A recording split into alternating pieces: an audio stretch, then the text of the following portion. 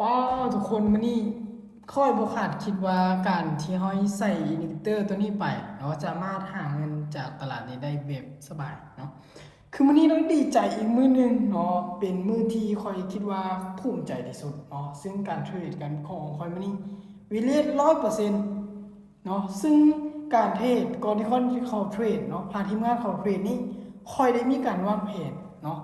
ถ้าคนใดที่มีการวางแผนที่ดีเนาะและเข้าไปกับอินดิเคเตอร์ที่ดีพร้อม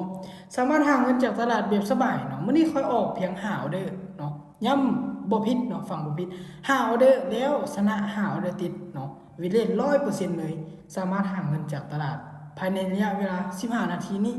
ได้100 กับ 9 เหรียญเนาะ100 กับ 9 เหรียญโอ้ถ้าตกเป็นเงินกีบถือว่าหลายพอสมควรเนาะเดี๋ยวมาเบิ่งเนาะเขาจะให้เบิ่งเลยเนาะจุดที่ค่อยเข้า ซึ่งเมื่อกี้นี่ค่อยเทรดเนาะค่อยเข้ามาค่อยวางแผนแบบนี้เนาะงบ800เนาะแล้วต้องการกำไรอยู่ที่80-100 เหรียญเนาะวิธีการเงินของค่อยจะประมาณนี้เนาะซึ่งปัจจุบันนี้พอร์ตของเราโตขึ้นมาแล้ว900 กับ 9 เหรียญเนาะ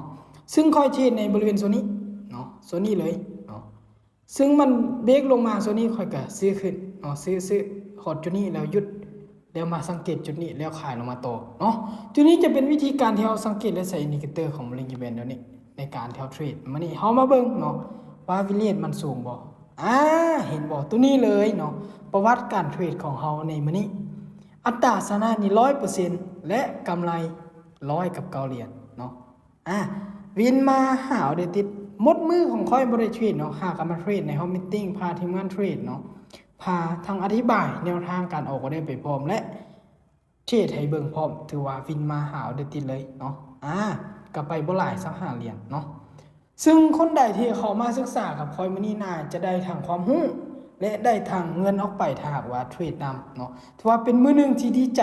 หลายเนาะที่ได้พาทุกคนเนี่ยสามารถหาเงินได้และสามารถจับจุดตลาดได้แบบดีเลยในมื้อนี้เนาะถือว่าเป็น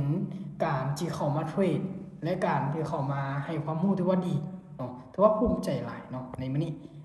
เดี๋ยวรอติดตามผลงานต่อไปเนาะเดี๋ยวเขาจะมาอัปเดตใหม่ให้ทุกคนได้เบิ่งเนาะทุกๆการที่คอยเทรดเนาะ